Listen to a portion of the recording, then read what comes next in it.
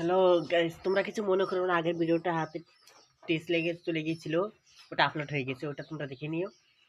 আর এই দেখো আমার আম্মাকা হয়ে গেছে, খেয়ে দেখাচ্ছে কেমন হচ্ছে।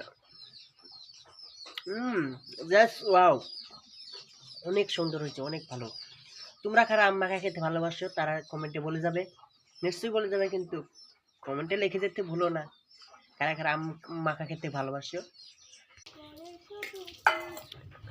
দেখো আমার দেখা দেখি আমার বোনও আম্মাকা করে নিয়েছে, আমিও বলছে তুই করেছিস, আমিও করে খাবো। আমি ভাবছি আমি ওকে দিব না নাকি।